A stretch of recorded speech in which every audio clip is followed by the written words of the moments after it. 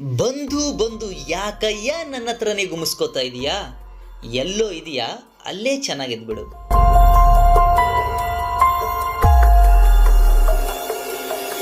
ನಮಸ್ಕಾರ ಸ್ನೇಹಿತರೆ, ವಿಶ್ವಚೇತನ ಕ್ರಿಯೇಷನ್ಸ್ಗೆ ಸ್ವಾಗತ.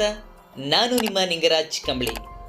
ಸ್ನೇಹಿತರೆ, ನಟ ಚಾಲೆಂಜಿಂಗ್ ಸ್ಟಾರ್ ದರ್ಶನ್ ಹಾಗೂ ಉಮಾಪತಿ ಶ್ರೀನಿವಾಸ್ ಇವರ ಇಬ್ಬರ ನಡುವೆ ಭರ್ಜರಿಯಾಗಿರುವ ಮಾತಿನ ಜಟಾಪಟಿ ಕಾಳಗ ನಡೆದಿದೆ. ಏನು ವಿಚಾರ? ಹಾಗಾದರೆ ಯಾಕೆ ಇವರಿಬ್ಬರು ಕಿತ್ತಾಡ್ತಾ ಇರೋದು? ಉಮಾಪತಿ ಶ್ರೀನಿವಾಸ್ ಒಂದು ಕಡೆ ಕೌಂಟ್ರ್ ಕೊಟ್ಟರೆ ದರ್ಶನ್ ಅವರು ಮತ್ತೊಂದು ಕಡೆ ಕೌಂಟ್ರ್ ಕೊಡ್ತಾ ಇದ್ದಾರೆ. ಯಾಕೆ, ಯಾವ ವಿಷಯಕ್ಕೆ ಅನ್ನೋದನ್ನ ಈ ಒಂದು ವಿಡಿಯೋದಲ್ಲಿ ನೋಡೋಣ.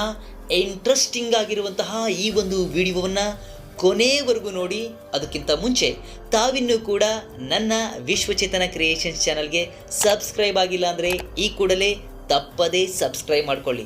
ಅದರಲ್ಲೂ ಚಾಲೆಂಜಿಂಗ್ ಸ್ಟಾರ್ ದರ್ಶನ್ ಅವರ ಅಭಿಮಾನಿಗಳು ಅಂದರೆ ನಮ್ಮ ಸೆಲೆಬ್ರಿಟಿಗಳು ತಪ್ಪದೇ ಸಬ್ಸ್ಕ್ರೈಬ್ ಮಾಡಿಕೊಳ್ಳಿ. ನಿರಂತರವಾಗಿ ದರ್ಶನ್ ಸರ್ಗೆ ಸಂಬಂಧಪಟ್ಟಂತಹ ಅಪ್ಡೇಟ್ ಇದೇ ಚಾನಲಿಂದ ಬರ್ತಾ ಇರ್ತವೆ.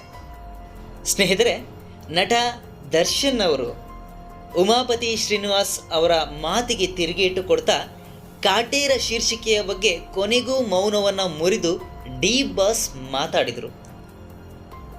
ನಟ ದರ್ಶನ್ ಮತ್ತು ನಿರ್ಮಾಪಕ ಉಮಾಪತಿ ಶ್ರೀನಿವಾಸ್ ಅವರ ನಡುವೆ ಮಾತಿನ ಚಕಮಕಿ ನಿರಂತರವಾಗಿ ಮುಂದುವರಿತಾ ಬಂದಿದೆ.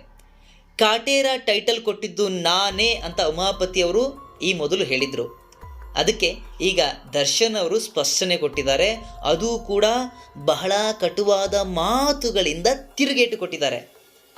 ಟೈಟಲ್ ಹಿಂದಿರುವಂತಹ ಸಂಪೂರ್ಣ ವಿವರವನ್ನು ಎಲ್ಲರ ಮುಂದೆ ಬಿಚ್ಚಿಟ್ಟಿದ್ದಾರೆ. ಚಾಲೆಂಜಿಂಗ್ ಸ್ಟಾರ್ ದರ್ಶನ್ ಕಾಟೇರ ಸಿನಿಮಾದ ಮೂಲಕ ದೊಡ್ಡ ಗೆಲುವನ್ನು ಕಂಡಿದ್ದಾರೆ.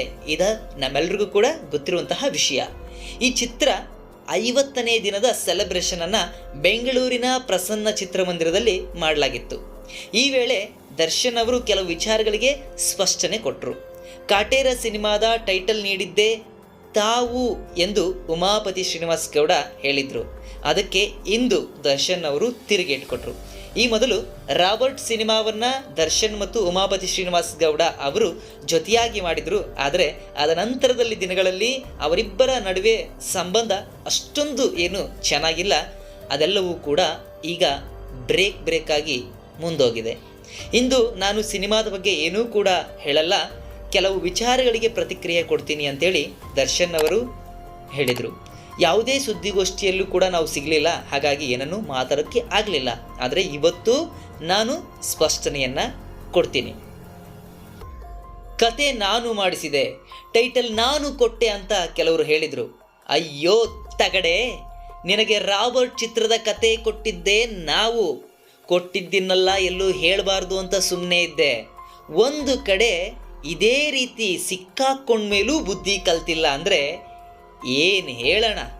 ಕಾಟೇರ ಕತೆ ನೀನೇ ಮಾಡಿಸಿದ್ದು ಅನ್ನೋದಾದರೆ ಇಂಥ ಒಳ್ಳೆ ಕಥೆಯನ್ನು ನೀನು ಯಾಕಪ್ಪ ಬಿಟ್ಟೆ? ನಿನ್ನ ಜಡ್ಜ್ಮೆಂಟ್ ಅಷ್ಟು ಚೆನ್ನಾಗಿದೆ, ನೀನೇ ಸಿನಿಮಾ ಮಾಡ್ಬೋದಿತ್ತಲ್ಲ ಅಂಥೇಳಿ ದರ್ಶನ್ ಅವರು ಉಮಾಪತಿ ಶ್ರೀನಿವಾಸ್ ಗೌಡವ್ರಿಗೆ ಬಹಳ ಕಟುವಾಗಿ ಪಂಚನ್ನು ಕೊಟ್ಟರು. ಕಾಟೇರ ಟೈಟಲ್ ಇಟ್ಟಿದ್ದೆ ನಾನು ಅಂತೇಳಿ ದರ್ಶನ್ ಅವರು ಹೇಳ್ಕೊಂಡ್ರು. ಅದಕ್ಕೆ ಸಾಕ್ಷಿಯಾಗಿ ಮದಗಜ ಚಿತ್ರದ ನಿರ್ದೇಶಕ ಮಹೇಶ್ ಹಾಗೂ ಕಾಟೇರ ನಿರ್ದೇಶಕ ತರುಣ್ ಸುಧೀರ್ ಕೂಡ ವೇದಿಕೆಗೆ ಬಂದು ಅವರ ಮಾತನ್ನು ಪುನರುಚ್ಚಾರ ಮಾಡಿದ್ರು. ಜೊತೆಗೆ ಟೈಟಲ್ ಕೊಟ್ಟಿದ್ದು ದರ್ಶನ್ ಅವರೇ ಅನ್ನೋದನ್ನು ಸ್ಪಷ್ಟಪಡಿಸಿದರು. ನಮ್ಮ ಬ್ಯಾನರ್ನಲ್ಲಿ ಜಾಗ ಇರಲಿಲ್ಲ, ಹಾಗಾಗಿ ಅದು ಕೂಡ ನಮ್ಮ ಬ್ಯಾನರ್ ಇದ್ದ ಹಾಗೆ ಅಲ್ಲೇ ರಿಜಿಸ್ಟರ್ ಮಾಡಿಸು ಅಂತ ನೀವೇ ಹೇಳಿದ್ರಿ ಅಂತ ಸಹೋದರ ತರುಣ್ ಸುಧೀರ್ ಕೂಡ ವೇದಿಕೆಯ ಮೇಲೆ ಹೇಳಿದರು. ಉಮಾಪತಿ ಶ್ರೀನಿವಾಸ್ ಗೌಡ ಅವರಿಗೆ ದರ್ಶನ್ ಖಡಕ್ಕಾಗಿ ಉತ್ತರವನ್ನು ಕೊಟ್ಟರು. ಯಾಕಪ್ಪ ಬಂದು ನನ್ನ ಹತ್ರನೇ ಯಾಕಪ್ಪ ಗುಮ್ಮಿಸ್ಕೋತೀಯಾ? ಗುಮ್ಮಿಸ್ಕೊಳ್ಬೇಡ, ಎಲ್ಲೋ ಇದ್ದೀಯಾ ಅಲ್ಲೇ ಚೆನ್ನಾಗಿದ್ದು ಬಿಡು. ಇದೆಲ್ಲ ನಿಮ್ಗೆ ಗೊತ್ತಾಗಲಿ ಅಂತ ಸ್ಪಷ್ಟನೆ ಕೊಡ್ತಾ ಇದ್ದೀನಿ ಹೊರತು ಅದನ್ನು ಬಿಟ್ಟರೆ ಏನೂ ಕೂಡ ಇಲ್ಲ ಅನ್ನೋದನ್ನು ಕೂಡ ಚಾಲೆಂಜಿಂಗ್ ಸ್ಟಾರ್ ಡಿ ಬಾಸ್ ಅವರು ಹೇಳಿದರು. ಕಾಟೇರ ಸಿನಿಮಾ ಯಶಸ್ವಿಯಾಗಿ 50 ದಿನಗಳನ್ನು ಪೂರೈಸಿದೆ. ಬಾಕ್ಸ್ ಆಫೀಸ್ನಲ್ಲಿ ಬಹುಕೋಟಿ ರೂಪಾಯಿ ಕಲೆಕ್ಷನ್ ಕೂಡ ಮಾಡಿದೆ. ಅದೇ ರೀತಿ ಬೆಂಗಳೂರಿನ ಪ್ರಸನ್ನ ಚಿತ್ರಮಂದಿರ ಆರಂಭವಾಗಿ 50 ವರ್ಷಗಳು ಕೂಡ ಕಳೆದಿವೆ. ಈ ಎರಡೂ ಸಂಭ್ರಮವನ್ನು ಒಂದೇ ವೇದಿಕೆಯಲ್ಲಿ ಸೆಲೆಬ್ರೇಷನ್ ಮಾಡಲಿಕ್ಕೆ ಇವತ್ತು ಕಾಟೇರ ಚಿತ್ರದ ಕಲಾವಿದರು ತಂತ್ರಜ್ಞರು ಭಾಗಿಯಾಗಿ ಸಿನಿಮಾದ ಶೀಲ್ಡ್ ಪಡೆದು ದರ್ಶನ್ ಅವರು ಖುಷಿಪಟ್ಟರು. ಜೊತೆಗೆ ಯಾವುದೇ ಪ್ರಶಸ್ತಿಗಿಂತಲೂ ಇದು ಶ್ರೇಷ್ಠ ಪ್ರಶಸ್ತಿ ನನಗೆ ಅಂತ ಹೇಳ್ಬಿಟ್ಟು ಹೇಳಿದರು.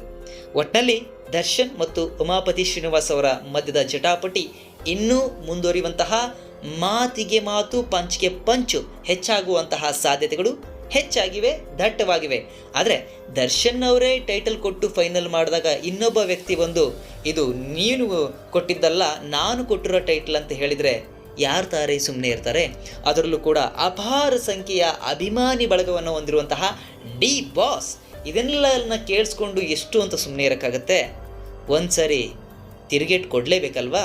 ಆ ಕೆಲಸವನ್ನು ಇವತ್ತು ದರ್ಶನ್ ಅವರು ಮಾಡಿದ್ದಾರೆ. ಸ್ನೇಹಿತರೆ, ಇದಾಗಿತ್ತು ಉಮಾಪತಿ ಶ್ರೀನಿವಾಸ್ ದರ್ಶನ್ ಅವರ ನಡುವೆ ನಡೀತಿರುವಂತಹ ಈ ಮಾತಿನ ಚಕಮಕಿ ಏನು ಅನ್ನೋದ್ರ ಬಗ್ಗೆ ಮಾಹಿತಿ.